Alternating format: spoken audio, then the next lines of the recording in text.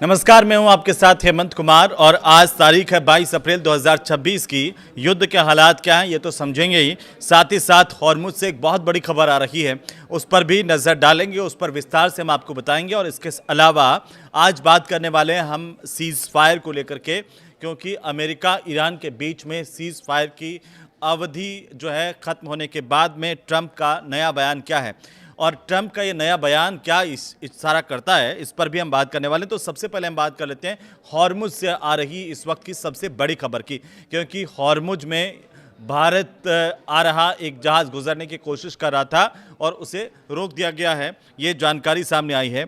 वहीं आपको बता दें कि ईरान ने इस जहाज़ को रोका है, इस्लामिक गार्ड ने इस जहाज़ को अपने कब्जे में ले लिया और आरोप यह है कि ये बिना अनुमति के हॉर्मुज से गुजर रहा था।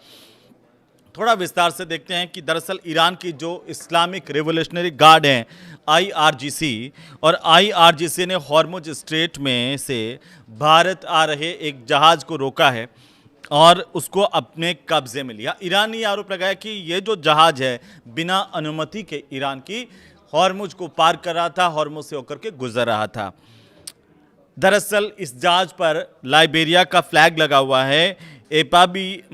एपामिनोडेस नाम का ये कंटेनर शिप जो है वो गुजरात के मुंद्रा तक आ रहा था, इस तरह की जानकारी है, लेकिन इसे बीच में रोक दिया गया है, इसे जब्त कर लिया गया है।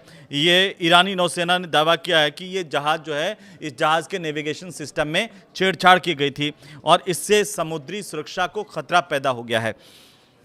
यह जब कार्रवाई की गई तब आईआरजीसी ने इस जहाज़ को इंटरसेप्ट किया और आईआरजीसी ने इसे इंटरसेप्ट करके अपने कब्जे में ले लिया। अभी इसकी जांच की जा रही है और इसे तट की तरफ लेकर के आईआरजीसी गई। और आपको बता दें कि इसके अलावा इजराइल से जुड़े जो फ्रांसिस्का नाम का एक दूसरा जहाज़ है उसको भी जब्त कर लिया गया है।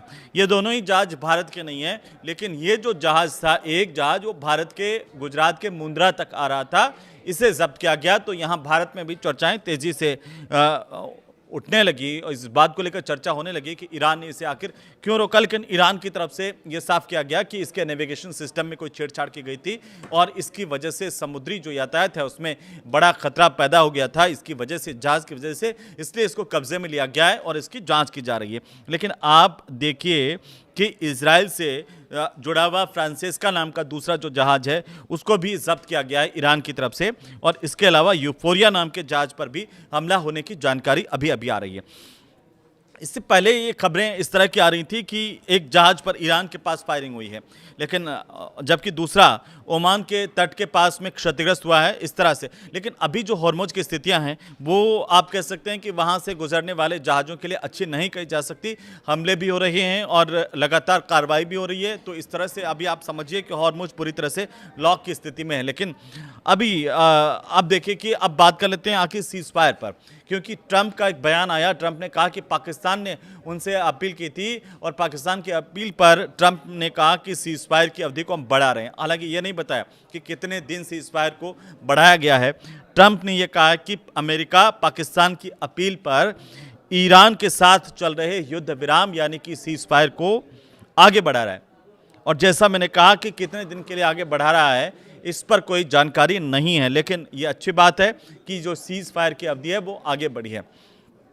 ट्रंप ने यह भी कहा कि ईरान में इस वक्त नेतृत्व और सरकार में एकजुटता नहीं है, और ऐसे वक्त में पाकिस्तान के जो प्रधानमंत्री हैं शहबाज शरीफ और आर्मी चीफ पाकिस्तान के आसिम मुनीर, दोनों ने उनसे ईरान पर कुछ समय तक हमलों को रोकने की अपील की थी। ये ट्रंप कह रहे हैं, और ताकि ईरान को साझा प्रस्ताव तैयार करने का वक्त मिल पाए, मौका मिल पाए। ईरान ने पहले ही हालांकि जिस तरीके से सीज़फायर की शर्तों का उल्लंघन का आरोप लगाया, उससे जो तेहरान है वो काफ़ी सख्त संदेश पहले ही दे चुका है, लेकिन ट्रंप के बयान बार बार इस पूरे मामले को लेकर के बदल रहे हैं।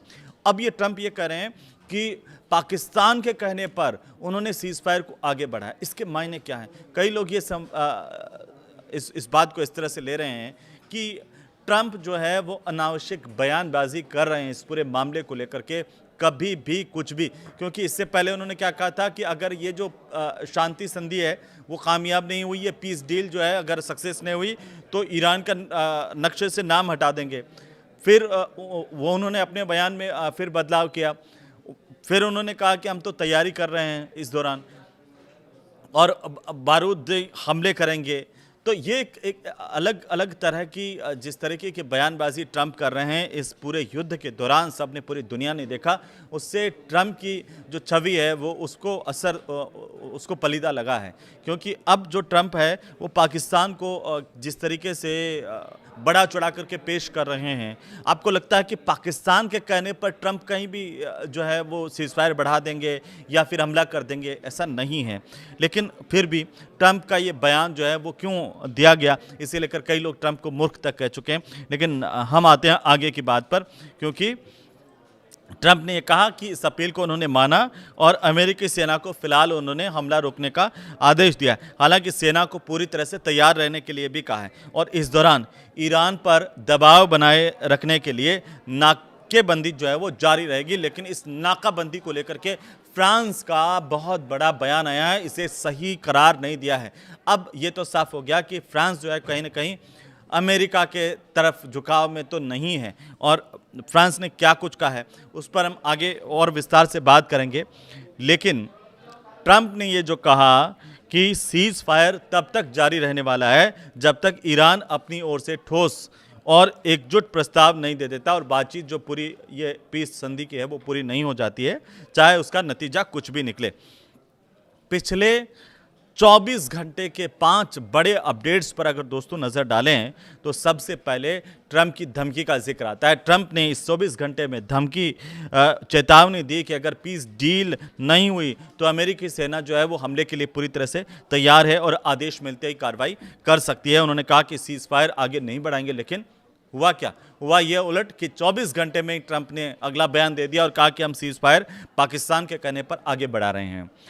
दूसरी बड़ी बात यह हुई कि हॉर्मुज खुलवाने पर एक बैठक हुई है जिसमें यूके ने और फ्रांस के 30 देशों की जो बैठक है उसको बुलाने का फैसला किया गया और लंदन में ये बैठक होने वाली है। विस्तार से इस पर चर्चा होगी।